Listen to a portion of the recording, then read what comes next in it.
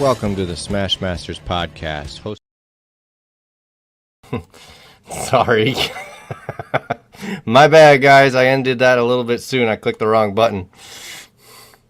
All right, it looks like Nick's frozen. Well, all right. Welcome to episode 35. Yeah, sorry. All the technical difficulties at the beginning of a show. Well, why not, right? I hit the wrong button. Right. I meant to close one thing, and I closed the intro, so my bad. That's all right. That's all right. We still got it. I mean, the music's still brand new. All the stuff is still it's there. So Yeah. here we are. Hey, Yeah. so how's everybody doing? Happy Monday. We have a small little change to our stream. Is we are now on more platforms. You can find us live on TikTok, believe it or not. And I hope that stream's working out okay. I've got it going. I just don't know for a fact if anyone could hear us over there. So someone goes on TikTok and lets us know. Yeah, we done testing on it yesterday. We run a couple of reruns through there and seemed to work fine. So if anybody's over there, just let us know whether or not it's working great or it's terrible so we can fix it. Or shut it right down. We'll just shut it right down. Just get rid of it. Yeah, but anyway, let's give a shout out to Charles for winning the Innovative Tool Award for 2024 in Dubai. At the Auto Mechanica Dubai 2024, Cam Auto won Innovative Tool of the Year. That's killer. That's pretty cool. That's a big show over there. That's a big accomplishment for Charlie and Cam Auto. So a big round of applause. Absolutely for him. Yeah, he's been killing it.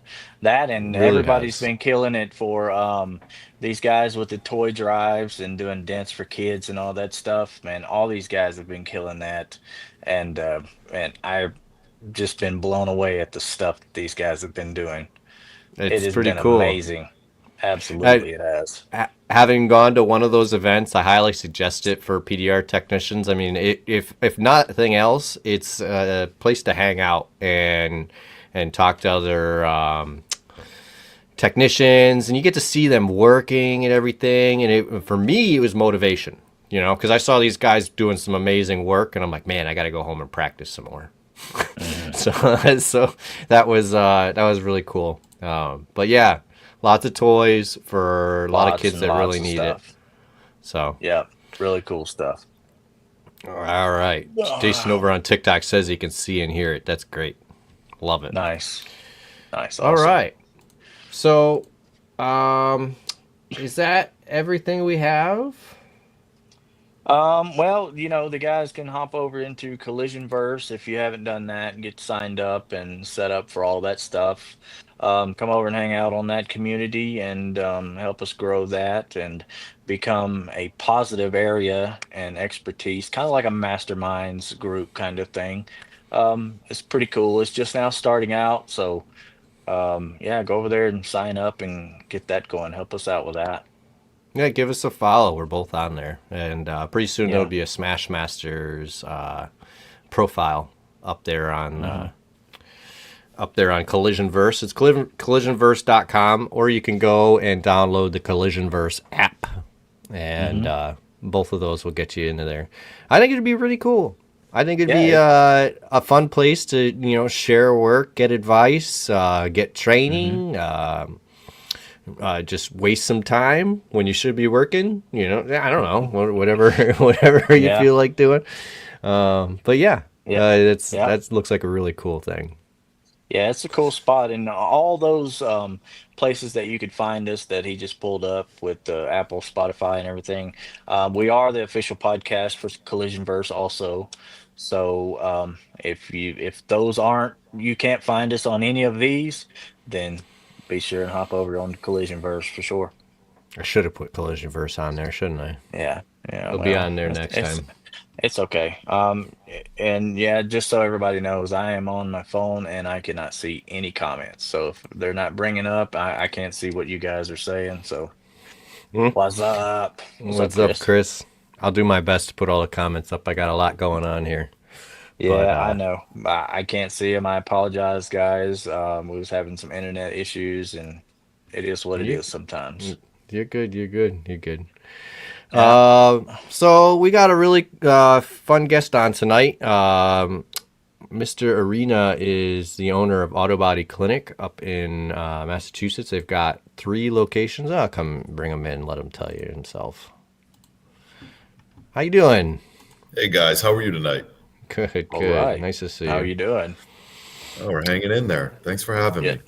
Awesome, awesome. Yeah, so we were just we kind of introducing you, but we figured we'd let you go ahead and do that, give the people who don't know who you are a feel of who Stephen Arena is, an auto body clinic, and how you got there, or whatever you'd like to touch on. Yeah. So, I'm a second generation owner. Auto Body Clinic's been in business for about 45 years. Started in 1978. Started with, one store like everybody. And, we currently have 3 collision facilities. We're working on building out our 4th right now where we do mechanical and calibration. And then we have a 5th location for where all our corporate office and drop-off center is. So, Okay. we've been growing, and we're north of Boston, so it's a pretty crazy market up here. And but we're having fun doing it. Cool. No, Nice. congrats on the calibration shop. That's very cool. Yeah, Thanks. Yeah, we were very excited about that.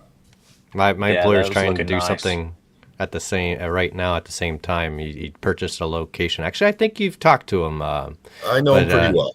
yeah, yeah. So he purchased another location. He was asking me if I was interested in calibration. I said, dude, I'll take any kind of training and information and knowledge I can. So let's do it. So There's a lot to it. It's a lot of fun.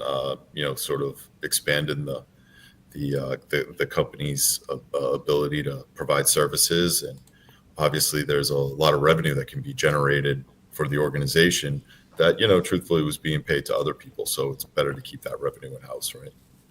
Yeah, absolutely. absolutely. Yeah. How is the you got the building set up? I've been seeing you got some stuff rolling through. How is the ADOS training coming along for you guys? Is it going pretty well, smooth, or what can I, somebody expect if they were looking to get their own training, I guess? yeah. So I think the biggest thing with the ADAS is the initial investment, right?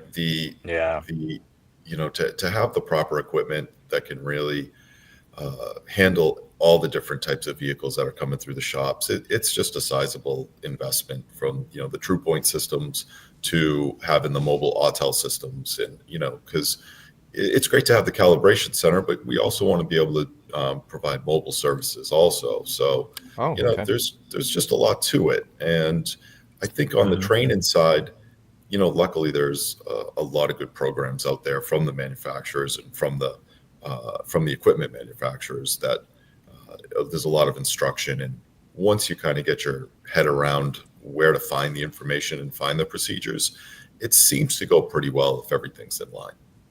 Okay, good. So just minor growing pains, and then it's kind of just off to the races at that point. Yeah, but I think Stefan, to your point, like there was there's some guys in the organization that really just took to it, right?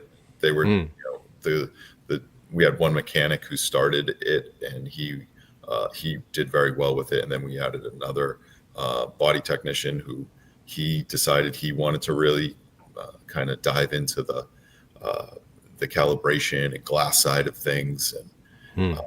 and he's just taking it to like a duck to water. So it's Awesome. I think it's just more about the individual. Yeah, Yeah, you gotta I you can gotta see kind that. of be thirsty for the knowledge and wanting to learn different parts of the processes. I mean, it's we all got into this because of a love of cars, you know. So I mean, the more technology that gets into these processes, I feel like it's less and as much to do with the car. Like it's not we're not talking cars anymore. We're talking sensors and Right. radars and cameras.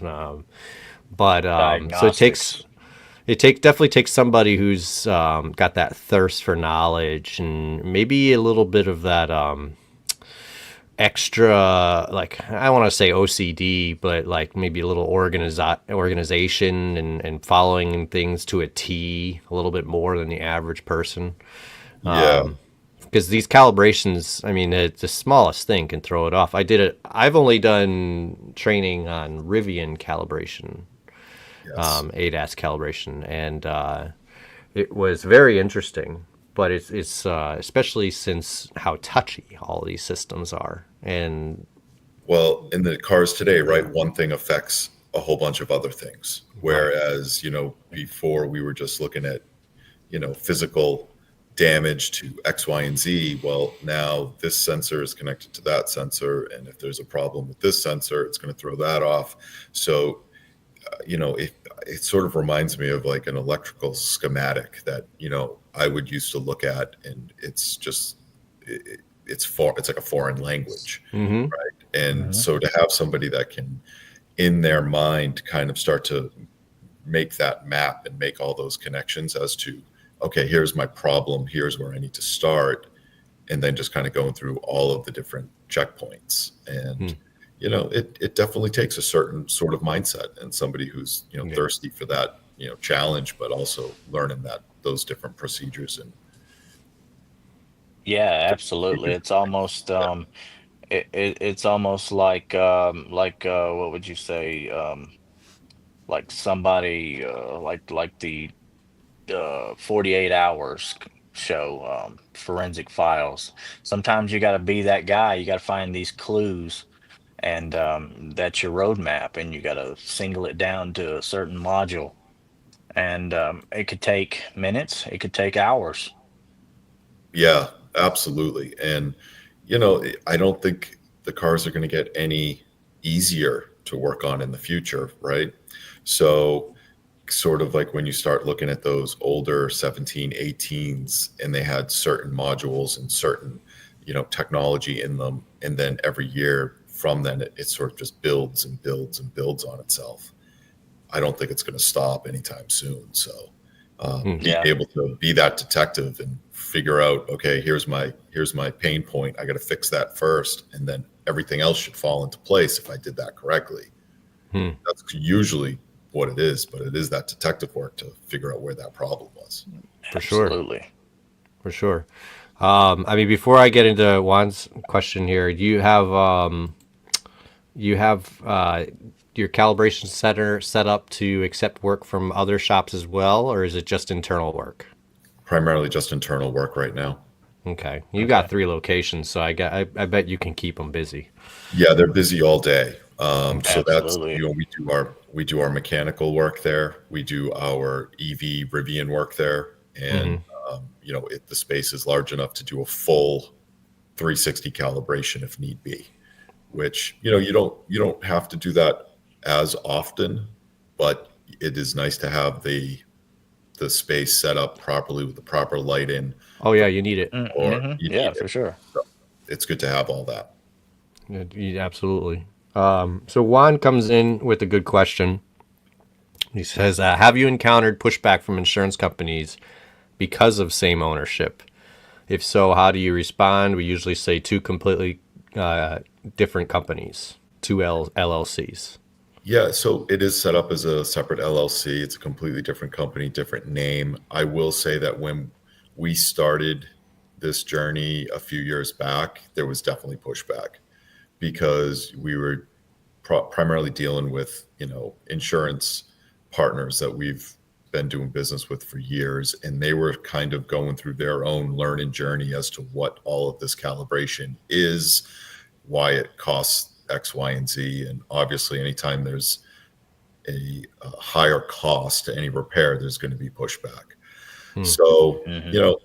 it was, I want to say, few and far between, but there was definitely some questions asked, and, you know, things had to, just be explained. But that's why we set it up as a completely separate company. It's a completely different investment, and it's a different skill set. And if it wasn't us doing it, or us providing that service, it was going to be a third party coming in and providing it for us. So it's no different in my eyes.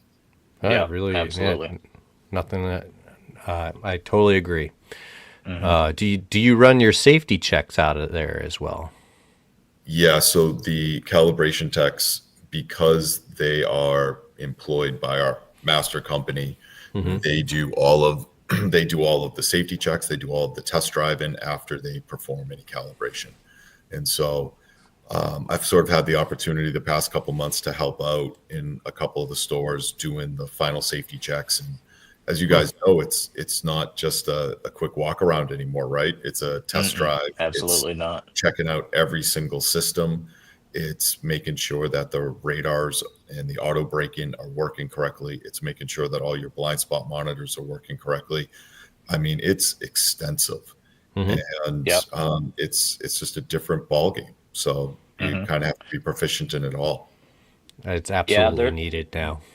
there's a lot of people that don't realize when you put a code reader or scan tool in a car and you clear a code, you're really just setting those numbers and back to zero, and they all have to read themselves and start talking to each other back and forth and making sure that their communication is on point again. So that's why you test drive these vehicles. Well, so people wonder, why do you have to test drive 5 or 6 or 7 miles? Well, sometimes it takes that long for a monitor to become cleared. They call them readiness monitors.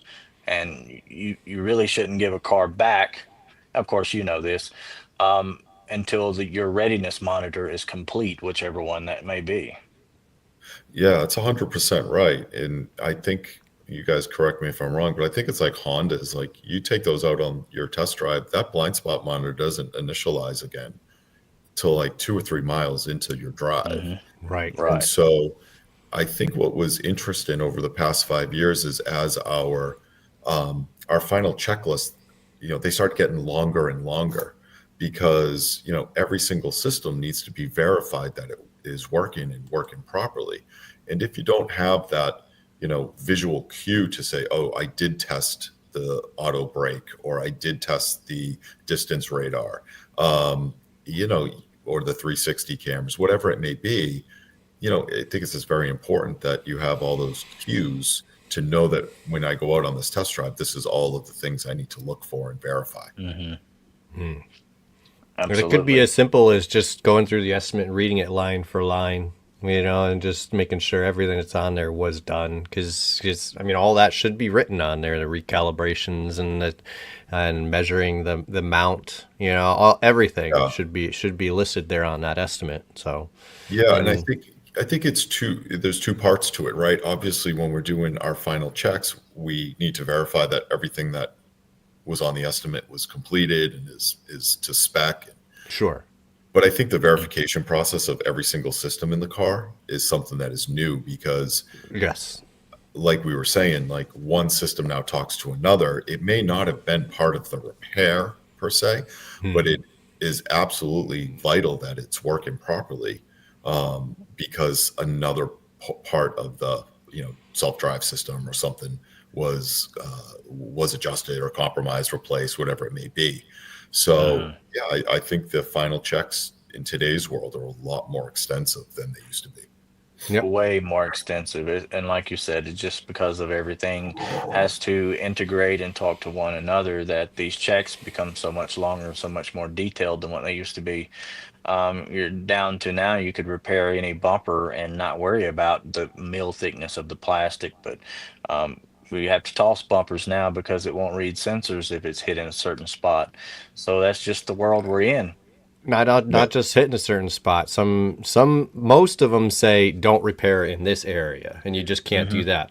But some of Yeah, them say you can't even give another second coat of paint. right. Yeah. As soon as the bumper's painted, that's it. Need a new That's all you bumper. get. That's all Yeah. you get out of that bumper, which, Hmm. in the aspect of recycling drives me insane. But it's obviously safety on the road is important too. So, Well, it's the Hmm. most important thing, right? Because then we yeah, start getting into liability, and I think there's a learning process that everybody goes through, right? We go through it uh, at the shop level to start to understand. Okay, hey, the OE procedure says X. This is why we're doing it, but there's an education portion for your insurance partner who they don't understand why right. Hmm. this bumper Right. that seems to be, I would repair it every day. Now I can't repair it because there's a little bit of damage over that blind spot monitor, and it's going to throw the whole system off if there's anything impeding that sensor. So it's an education process for everybody. Yep, for sure. Absolutely. I always like to tell people I mean, adjusters aren't educated by their employers on any of this. So it's up to us to educate them. Yep.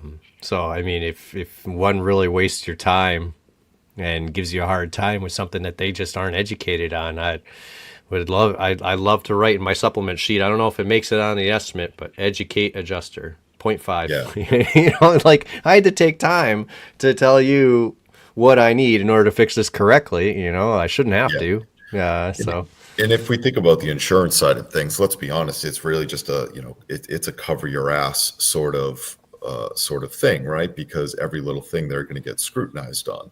So if we're Absolutely. able to, at a shop level, understand exactly what it is we're doing, why we're doing it, and we have the documentation to back it up, it kind of eliminates those shades of gray where there's less interpretation of, oh, well, this is how I would have done it. It doesn't matter how I would want to do it. It's just how I have to do it, right? Hmm. Because, at the end of the day, the liability is going to fall to the shop. right. So, the education part for our staff is, listen, we're going to provide all the documentation that an insurer is going to need to, pay what needs to be done. And that way everybody walks away with knowing that it was done right and it's not going to come back. Okay. Okay. Right. Being that we're talking about insurance companies and stuff right now, do you, when you have all this documentation and stuff, and you go through this lengthy process of providing them with the proper repairs, orders necessary to get this car back on the road, do you ever have any pushback with these guys at all? Any? I would say less. I would say we have very minimal pushback these days. I think it's a pretty well-known standard that the vehicle technology is to a certain point where it has to function Hmm. properly, and it only will function properly in a certain state. And if that state is compromised, then there could be a big problem down the line. And I kind of feel like ever since that John Eagle, lawsuit, that's probably 10 years ago now, guys. Um, More. Yeah. Probably more, Yeah. yeah. So I mean, Yeah. insurers know that there are certain things that just cannot be compromised on, and this goes directly to safety, and safety is something you can never compromise on. Yeah, Case. So Case says, in other words, text training look different than blueprinter training in iCar, and I have seen that. iCar is huge now, and it's a little convoluted. I mean, I'll take one course that tells me PDR can only be credit card size dense or smaller, and the next course tells me that you can PDR big damage. So they're not consistent at all. It's a little bit of a money grab situation going on there, but their heart is in the right place, and I've learned a lot of things from iCar that I Yeah, use every day. yeah, So and I think obviously in our industry, there's no specific other than iCar like specific training standard. Like no, there's not many other recognized organizations that provide a rough outline of training that can be instituted across the industry and at least recognized to a point. And so Mhm. I think they're doing the best they can with what they have. mm, Obviously, it is, they're there to make money, and sure, so there's going to be that portion of it. But uh, I think for what it is, I think they're doing the best they can. yep, I agree, Yeah. and I, yeah. I David says he's more of a fan of OEM trainings. I am as well, but like I said, I've learned a lot from iCar. iCar is more of the general knowledge, and if you watch most of the iCar trainings, it tells you at the end of everything they tell you, but listen to the manufacturer. What the Hmm. manufacturer says trumps what they say.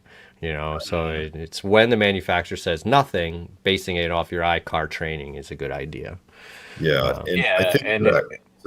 I'm sorry, Nick. Go. no, no, I was just gonna just elaborate on the iCar training a little bit about iCar is more about getting your welds, your plug welds, the temperature of the different metals that you're using, what to do in these certain situations. That's where iCar is really useful. So there's a lot of online training and stuff that you would think is really not necessary. But if you've ever taken a welding test and you've done three different test pieces or four different test pieces, they all break off differently. It kind of gives you an idea of what you're doing, and it kind of makes your mind set to, hey, this is what I need to do when I'm welding this type of panel, or when I'm using a plug weld. This is why it's an 8 millimeter instead of, just a some guys I've seen, they just drill a hole in the with a sheet metal screw and then just weld that up. And there's reasons why you don't just do that. Right. Yeah. Yeah. And I think And iCar, to your point, is that basic training, right? Yeah. basic And training. I think it would be great if we all had access to all of the OE training, but I think we know Mhm. that not everybody does. And if we look at the Right. industry as a whole, there's not actually probably not many of us that actually have the ability to access all of the OE training and OE tools courses that some of our guys are able to go to actually get that hands-on training for that specific vehicle make and model. So it's good to at least have a baseline training system or training organization out there that you can learn Mhm. some of the basics on. Mhm. Yep. Right, right, Absolutely. man. And yeah, while we're talking about training, and we haven't scared all the new guys that had potentially wanted to come in with all this technical stuff we've been talking about so far. If there was new guys and they wanted to come work at your shop, is there a training or a setup way that you would kind of take these guys under your wing and get them started? Yeah, I think as we've started to like our growth journey, we Hmm. obviously run into all of the same issues that every other organization out there is that, there's less and less seasoned veteran technicians out there that are going to come and assimilate into your organization. And, just there's just not as many out there. So you kind of have to have some sort of a training process in place Hmm. where we can work with the younger men and women that want to come into the industry and learn and Hmm. provide them with a baseline of skills to start their journey. And for us and our organizations, we I was kind of telling you guys earlier that we have some seasoned 8 level technicians on salary at the shops that are sort of mentor technicians. Love that. I've always thought it's very difficult to ask a flat rate technician to spend a lot of time training a younger technician and not always get compensated or rewarded for that. So that's something that we're constantly trying to improve on. I think we have a long way to go, but we definitely want to start putting, as especially as we start to grow into our next facility, definitely uh, a more streamlined process to develop younger technicians' skills and make sure that they have the good baseline to actually start working on our customers' vehicles. Chris says we Uh, should look into factory workers at these car manufacturers. So there's not many car manufacturing plants up here in the Northeast, Chris, to pull that's from. that's the truth. Yeah, so it's I mean, the land is not as easy to come by up here. I mean, not as much that, but there's just not as many plants. That's for sure. mhm. Yeah. Yeah. But actually, to his point, I think as certain organizations develop their training programs and really get them dialed in, Hmm. we're going to be able to draw from a lot of other fields that can take somebody that has a really high mechanical aptitude, and we can turn them into great collision technicians within 3 to 5 years. 3 to 5 Oh, years. I mean, somebody who's determined and has attention for detail, they should be able to pick it up. That 3 to 5. Absolutely, I absolutely. just, I mean, that's the kind of time it takes I mean, Yeah. It that's the is. amount of time you spend as an apprentice, pretty much, before you can really take something on your own, start to finish, even minus paint. Don't even include paint or Hmm. just paint, not body. Like it Right. takes this kind of time to do that. Yeah, it Yeah, it really was does. around 5 years before I felt kind of comfortable doing any sort of, I would say, medium to major repair on anything. Just because your attention to detail on cars, you're looking at gaps and walking right up to a car and knowing, this car might have been hit this way or that way based on the wreck. You can't just grasp that up in 1 year. No, no. And I think, as more, let's say different metals are being introduced into the vehicles today, you might fix a panel and it, say it's like just a baseball sized dent. Well, if that's a steel panel and then you have an aluminum panel, that's a totally different skill set Hmm. that, Right. you have to approach that repair different. And that just takes time to hone. And if you're only doing those sort of repairs like once a month or twice every other month, you're not going to have the Hmm. opportunity to really dial in that skill set right away. And I Right. think that's where there's that time frame that is needed to kind of see all of the different repairs that are required. For Right. sure. For sure. I Right. And mean, it gives so you, okay. yeah, go ahead, Stephen. I was just going to say, in my current shop, we're set up in a way I've never worked before, where I have a repair planning department take apart the car for me. Everything's written, parts are ordered, matched, and I get the car with the parts. I do the body work, and then it goes to paint, gets painted, and then it comes back, and somebody else puts it together. I mean, sometimes at the end of the week, I'll be putting cars together, try and get some stuff done. Sure, sure. Hmm. But it's being in the role that I'm in now, I feel like I could have picked up repair in a year or two, Right. major repairs, because all I'm doing is repairing rather than spending a Yeah. lot of time taking cars apart, putting them back Yep. together, which is a skill upon its own. Yep. Right. So, Yeah. no, go ahead, Nick. Yeah, I was gonna say, the guy that is coming in and taking apart the cars, like Stefan said. If you're just repairing vehicles, then you can focus more on the repair. But if you have to take them apart, one job comes in, it's a Nissan, the next is a Toyota, the next job is an older Toyota, but they all three come apart differently. And it seems like almost you can't get a solid grasp on what's going on because each time you do something, whether it's the same job, you're still having to do it a different way, and that can be frustrating in itself is and overwhelming, honestly, for a new technician.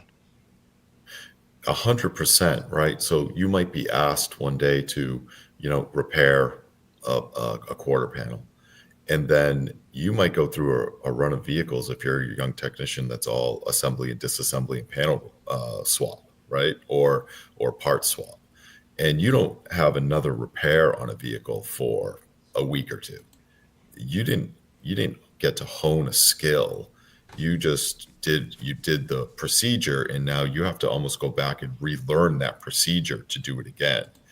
Hmm. Hmm. And when we start talking about, panel replacement or structural work, if you don't have that ability to work, we use car liner at the organization. So if you're not setting a vehicle up and down, putting it in clamps, measuring it, and doing that uh, repeatedly, you're Mm-hmm. not going to ever be as proficient as somebody who's done it 1,000 times.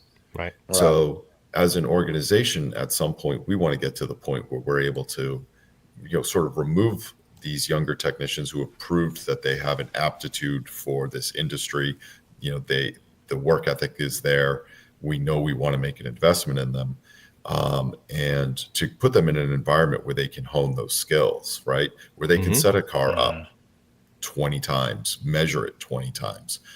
They can practice their welds without, the pressure of it having to be perfect every time because it's a customer vehicle. And they can really, develop that art that is welding Hmm. or, pulling a unibody and starting to replace structural components. Hmm. Yeah, absolutely. Juan coming in with great questions. So I don't know if you know, Juan posts his, I don't know how much scrolling you do either on social media, but Juan posts his A lot. auto body strong. I follow him. He's an inspiration to watch. I love his enthusiasm for the industry. He is. He's Awesome. coming in with some really great. He spends all of his time just bettering himself, from what I've noticed, Yeah. and I feel like that's what he's doing here on this podcast, which I love. I love that you're here. But That- so it says, what is the most significant action you take to ensure that the culture you're fostering remains aligned, from car washer to manager? Yeah, That's a good I mean, question. obviously, it is a great question because, we're at about 50 employees, 50, 52, I think. And it absolutely can sometimes be difficult to convince every single person in the organization that their action is vital to, the final product. And for me, it's all about communication. I try to communicate with everybody as consistently as I can, and That's good. let everybody know where we are and what's going on. I probably, like anybody, I can always do better, but I think for us, it's all about checks, right? We need to double check. We like to double check things, make sure that when something moves from one department to another, the department that is receiving something has that confidence and feeling that if they just notice something, just like say something. It's not a big deal. Like Mhm. mistakes happen, Hmm. and it's better to catch them beforehand because they can 9 times out of 10 be fixed in 5 minutes, as opposed to if something then goes through the next process, it becomes much bigger of an ordeal. So, there's quality checks that can be done at every level, from customer service to right into parts management. I mean, you guys are in the shops, that every single thing can always be double checked, and it Hmm. just makes for Mhm. a smoother process. Yeah, for sure. Yeah. Yep. So, yeah, checking and rechecking work is a vital part of having your end product look great when it's out on the Yeah, lot and your customer's ready to come pick up. I think absolutely. that communication is really Mm, key too, because not only with you communicating to everybody regularly, I mean, it creates that culture where the communication is important, and it really is. I mean, it could be more enticing to sit in my bay and just do my work and not have my headphones in, not have to deal with anybody. But Sure. if I see something, I gotta go and let the guy in the other room know, and I'm gonna get all these excuses and blah blah blah and all that, and Yeah. that's a pain in the butt. But now the car's gonna go through the process smoother, and that communication is just so Yeah. important. Yeah. So And like any organization, it's never 100%, right? But right. what I think we try to do is when we bring somebody new into the company, we just want to make sure that they're the type of person that can not only give feedback but accept feedback. mm, And feedback isn't usually a negative thing. It's just, oh, Hmm. hey, we did this. I think we could do it better. Or your opinion on how to do this was X. I think we need to do Y. Here's why. And, have a conversation about it, as opposed to, one guy, to your point, walled off in an area and never have communication with anybody else until a problem occurs. And so right. we just try to avoid that through communication. Yep. Yep. No, Yeah, that's a good. good way to Good. keep culture going. Yeah. I totally agree with that. Hmm. Andy wants to know what Yeah. a flow drill screw is. I have no idea what it flows. It's When it comes to, I can't repair the cars, guys. Let's be honest. no, no worries. I know my role. It is not repairing cars. The guys are always showing me new tools and stuff that they got, and I'm like, wow, that's really cool. Nice. Well, at least you're Nice. interested. Oh yeah, That's good. I mean, Speaking of, I could probably. It could uh, probably hold on. Let me answer his question. It can probably be answered better than this, but really, it's just a screw that it's put it in high speed. It kind of melts aluminum as it goes, and it's mm, it's a specialized bolt screw for aluminum panels. okay. So. Chris Worrell says flow drill screws are used in Ford vehicles when joining multiple pieces of aluminum together. The screw spins so fast that it melts the aluminum and threads. I was right. Threads itself like welding in a way. So I'm sure my Rivian guys know what that is. I've taken plenty of them out and put plenty of them in. I just never really had that explained to me. That's all. Right, right. Yeah, I mean, dealing with aluminum, you kind of run into different stuff that you're not used to sometimes, and those screws are tucked away here and there, and you occasionally have to take them out, put them back in. They work good for aligning things back up when you're not fully committed to welding them back and stuff, also.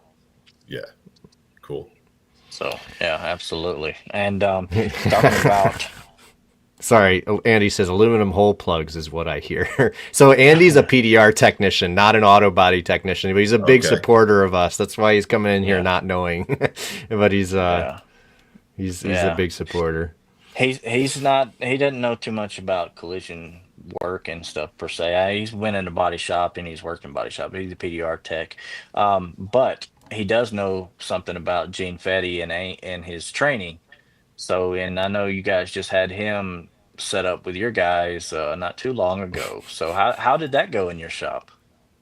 Yeah, I thought it went really well. We introduced the Kiko glue pole systems into all the facilities, and so we had Gene come up for, I think he was with us for 2 days, and was able to do train-ins at all the stores.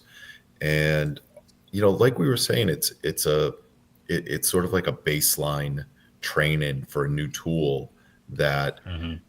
it's a supplement to tools that we already have in the office, right? Back in the day, I think I mentioned before, some of the guys that we work with, they've been with me for 30 years. They probably were drilling holes in panels to pull them out before, Yep. Yep.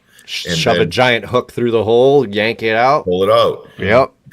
Then we had stud welders, and then you have the key systems, and then the bridges and all the different pulling tools came out, and now glue pulling is the next iteration of that.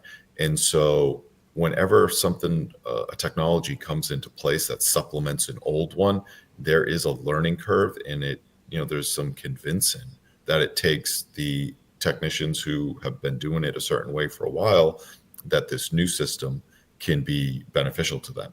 And Hmm. so having somebody come in who's a professional, who knows how to use it, knows all the intricacies of it, can at least give them a baseline to start having success with the tool. And once somebody starts having some success with something, they're going to naturally want to start to explore what else it can do and start to hone those skills. And so, I think it's important that when you bring something in like that, you at least get them some baseline training and then let them kind of take it Hmm. from there.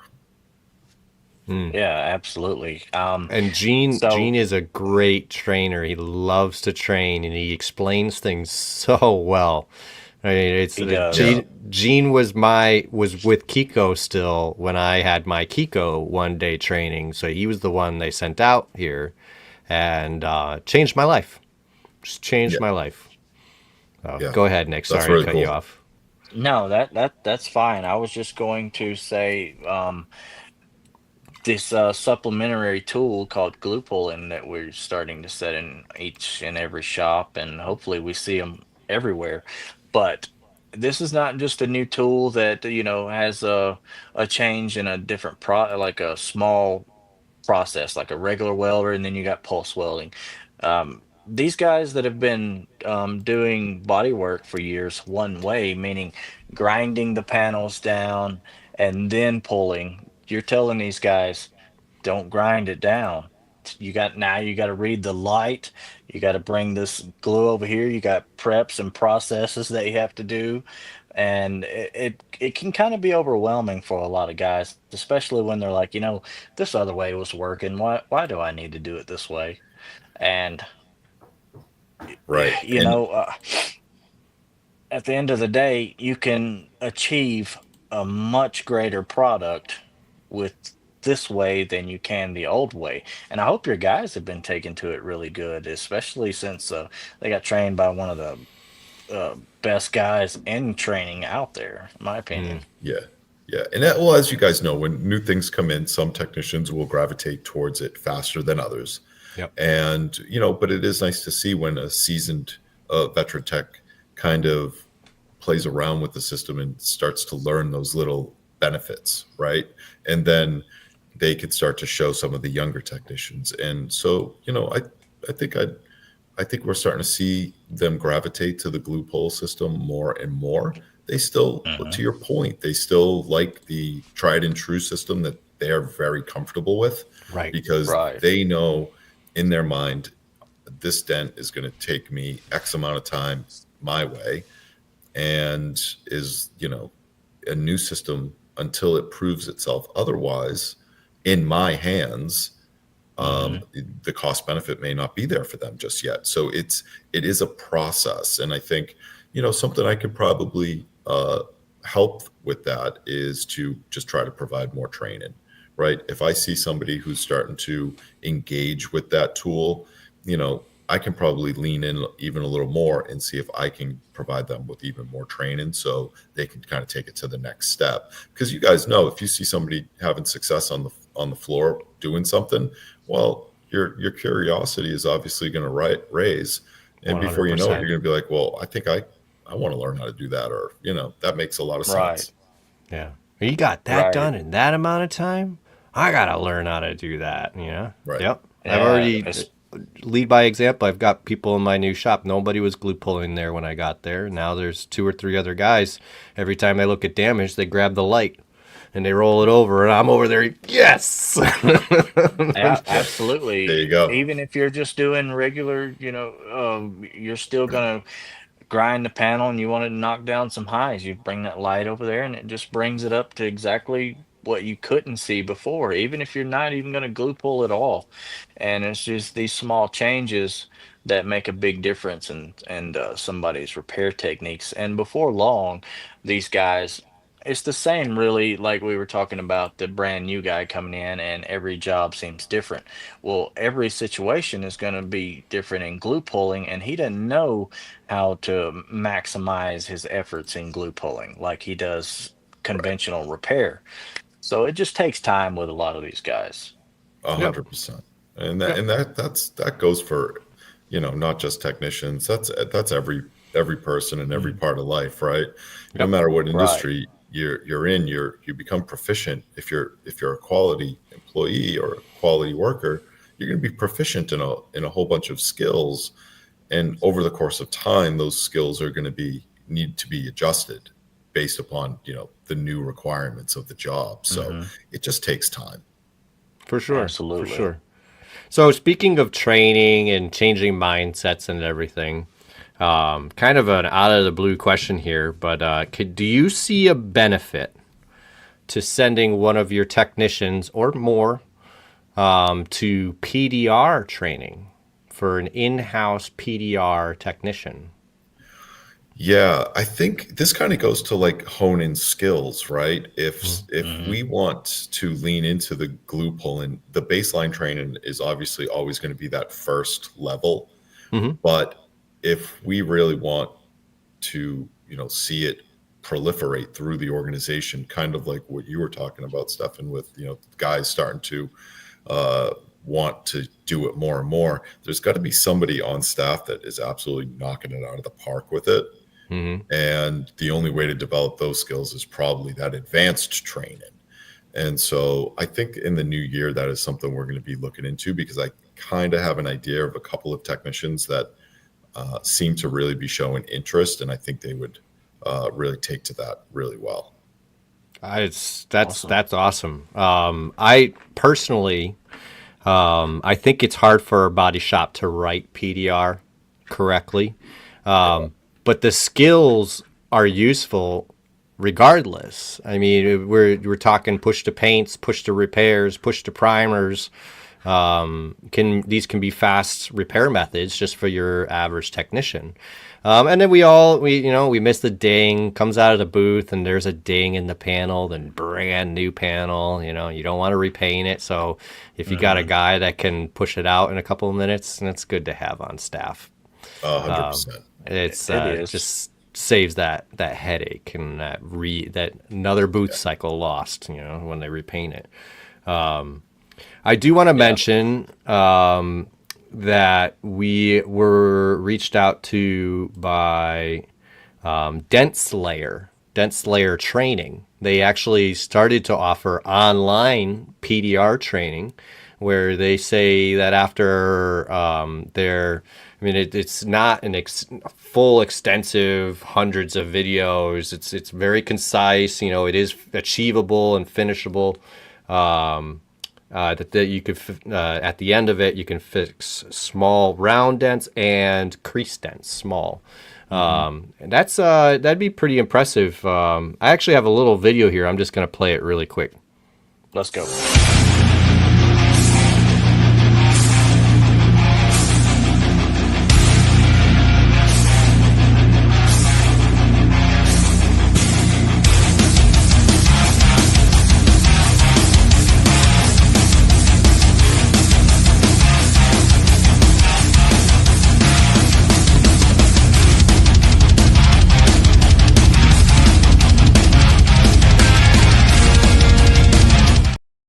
Yeah, I'm really excited for this program. I haven't dived into it yet, but I definitely want to check it out.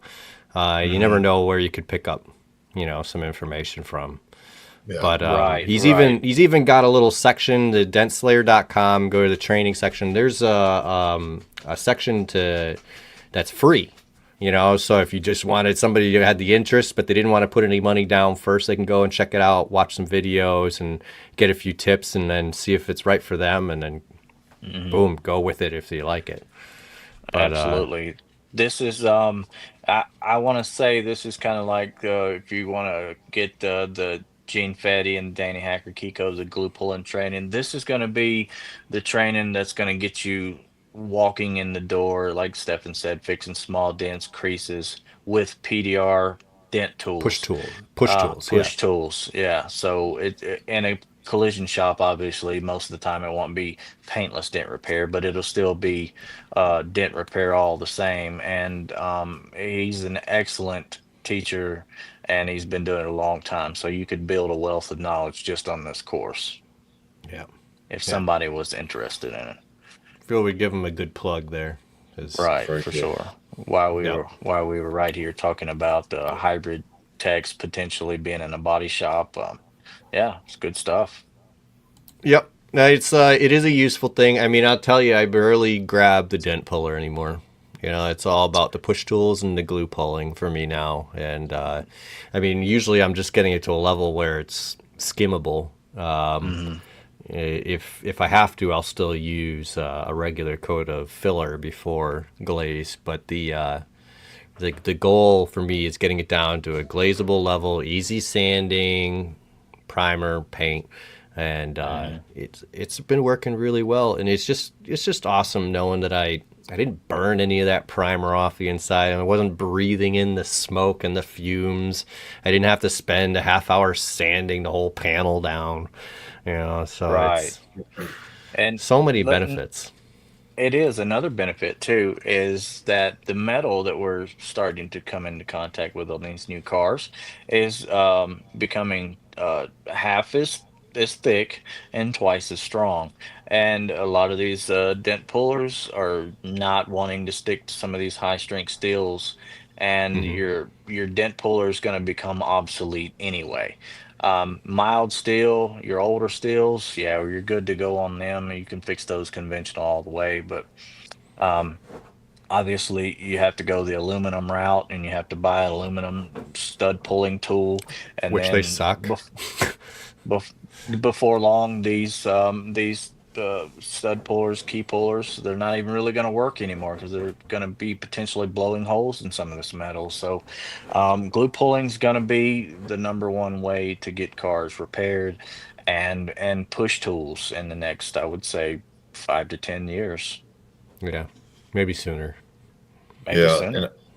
and to your point, I think if you look at the way cars are being constructed today, um, the ability to straighten metal again is going to start to come back in vogue because, as you Right. know, if you are working on a Tesla or you're working on a Rivian and it's hitting in a certain way, it's not just a panel replacement anymore, right?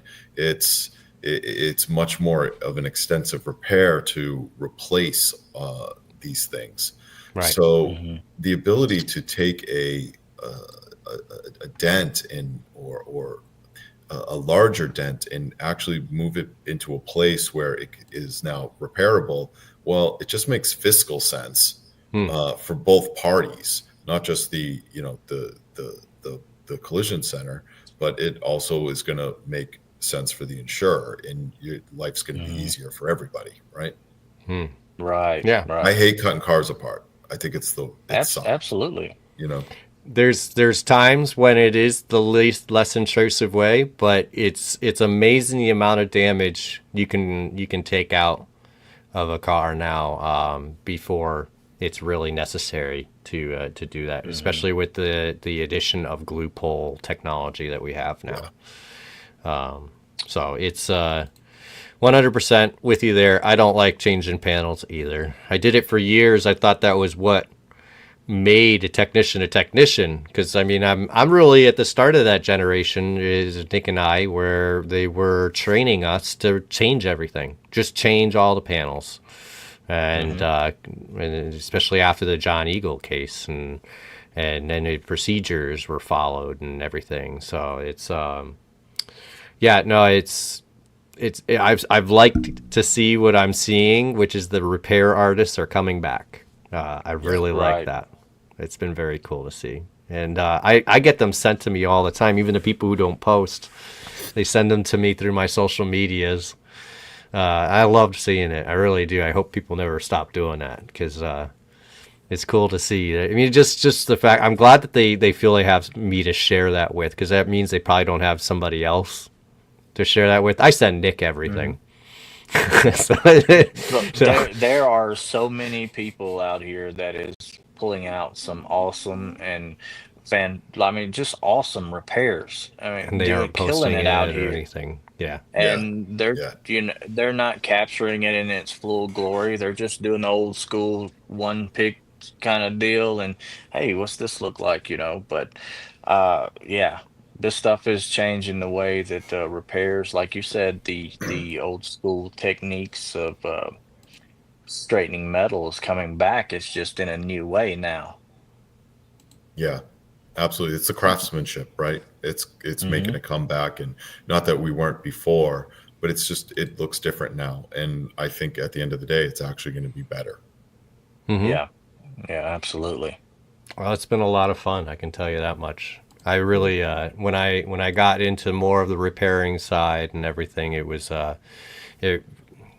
revamped my love for the industry, because I'd got to a point where I was kind of, it was just the same old, same old. Yeah, Yeah. it's glue pulling and the repairing and everything definitely brought my love back for it. Hmm. And that led to me learning a new skill of doing PDR, which now I get to do that on the sides, and which is good for me. So Absolutely. yeah, and it's good for my customers too.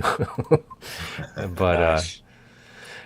yeah, I mean, so there we did. We did a whole hour. That went by really quick, honestly. I really appreciate you coming on and letting us know about Auto Body Clinic and everything.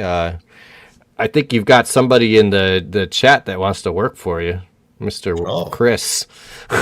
he keeps commenting that. I don't know where he's from, but he works at a factory somewhere. He wants to try the collision side of things. shoot But us a Yeah. message. a metal finish artist. I Yeah, can for paint. I anybody that just don't don't like doing know, it. Auto Body Clinic is on quite a bit of socials and post regularly. So go through and give Mr. Steven a follow. Auto Body Clinic. I don't know if you have a personal page or not, but I know you have the shop page. Yeah, I got the And shop page. Obviously, I interact, and I try to, mhm. I reach out. I try to engage with people. I could certainly do more, like us all. Couldn't we I'm all? still, Yeah, Yeah. I'm still learning the social media side of things. me too. Sort of getting some instruction from some reliable sources. So, But yeah, give us a Hmm. follow at Auto Body Clinic, and then my handles are Real Steven Arena. I'm building out some new ones for primarily my professional side of things. And yeah, we post stuff. I'm a talker, so I always have opinions on everything. And give us a follow, and yeah, hopefully we'll talk to you guys soon. Definitely, Awesome. definitely, definitely. Awesome Awesome. stuff. All right. Thanks for having me, guys. I really appreciate it. I love what you guys are doing, and you guys are an inspiration to a whole new generation of technicians. So keep it Thank up. you. Thank you. I Appreciate it appreciate very that. much. It's been a lot of fun doing this. We didn't know if it would take off at all or not, but it really has gained some traction. So It's been fun. It's been it's been a fun. lot It's of been fun. Awesome. eye opening, and Hell, we've been to Texas, Oklahoma, we went to Vegas, now we're going to Florida. It's oh just man, promoting. It's been right. just in 1 year. It's a big world out there, but it's It great that we is. start to all can interact over these platforms. I think it's a better way of doing business, and it Mm, makes the industry kind of cool again. And yeah, I think that's going to be what drives us into the future. So yeah, keep it up. yeah, cool, Yeah, cool. appreciate you. Thanks. All All right, guys. right. Be well. Yeah, you too. Nick, what do you think? I think that Wrap it up? MTE is around the corner, and this past January was our first one, and we got to know a lot of people and done a lot of stuff. But I think this year, this coming MTE is going to be super cool, and can't wait for it. Yeah, we'll be there. So if you feel like heading there, it's in Orlando at the Gaylord Palms Resort. Said it Mm, right. right. And I want to yeah, mess that up again. no, not really. Yeah, Definitely make sure to head that down there. I'm gonna be there from Wednesday to Sunday. So like same. getting there Wednesday, leaving Sunday. Just don't plan to see me on Sunday. Oh. Mm, But mm-mm. yeah, I can't wait. I had a lot of trips this year, and I haven't looked forward to any of them as much as I'm looking forward to this. And one of them was SEMA, So that tells you how much I'm Yeah. really looking forward to, and how much of a good time it really is. Yeah, it's one of my favorite ones that I've been to.